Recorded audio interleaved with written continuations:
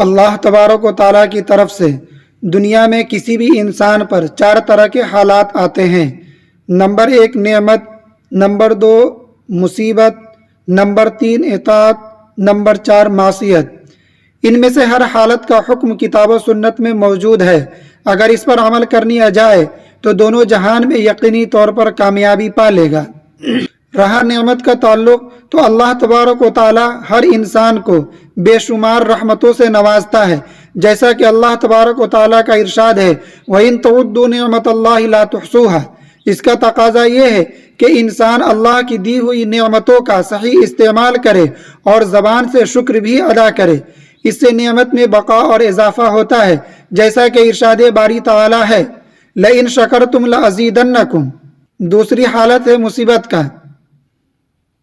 تو دنیا میں اس سے بھی کوئی انسان خالی نہیں ہے، اس لیے کہ کوئی بھی بات مزاج و طبیعت کے خلاف پیش آ جائے تو اس سے انسان کو تکلیف ہوتی ہے اور اسی کا نام مصیبت ہے۔ آسمان کی چھت کے نیچے روئے زمین کا کوئی بھی خطہ ایسا نہیں جہاں کسی کو کسی بھی طرح کی کوئی بھی مصیبت نہ ہو۔ کسی شاعر نے کیا ہی خوب کہا ہے، دنیا میں آدمی کو مصیبت کہاں نہیں، دنیا میں آدمی کو مصیبت کہاں نہیں، وہ کون سی زمین ہے جہاں آسمان نہیں۔ اس کا حکم یہ ہے کہ انسان اللہ تعالیٰ سے مایوس ہونے کے بجائے صبر اور عاجزی سے کام لے، اس سے اللہ تبارک و تعالیٰ کی معیت و نصرت نصیب ہوتی ہے۔ تیسری حالت ہے اطاعت کی۔ اللہ تبارک و تعالیٰ نے ہر انسان کے اندر نیکی و بدی کی صلاحیت رکھی ہے، یہی وجہ ہے کہ ہر انسان نیکی و طاعت کا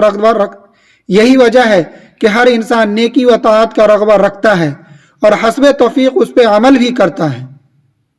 لہذا جب کبھی بھی اللہ اور اس کے رسول صلی اللہ علیہ وسلم کی اطاعت کا موقع ملے تو اسے اپنا کمال سمجھنے کی بجائے اللہ تبارک و تعالیٰ کا کرم سمجھے، اس سے مزید اور اطاعت کی توفیق ملے گی۔ چوتھی حالت ہے معصیت کی، کہ جب انسان نیکی و طاعت کر سکتا ہے تو بدی اور معصیت بھی کر سکتا ہے۔ اس کا حکم یہ ہے کہ انسان سے جب بھی کوئی گناہ سرزد ہو جائے، جب بھی کوئی گناہ ہو جائے تو فوراً توبہ اور استغفار کا اہتمام کرے، اس سے گناہ معاف اور معاملہ صاف ہو جائے گا۔ توبہ اور استغفار جس زبان میں بھی ہو اور مناسب الفاظ میں ہو، اور اگر سچے دل سے ہو تو اللہ کے یہاں وہ الفاظ قابل قبول ہے۔ گرچہ اللہ کے رسول صلی اللہ علیہ وسلم نے توبہ اور استغفار کے بہت سارے کلمات ارشاد فرمائے ہیں۔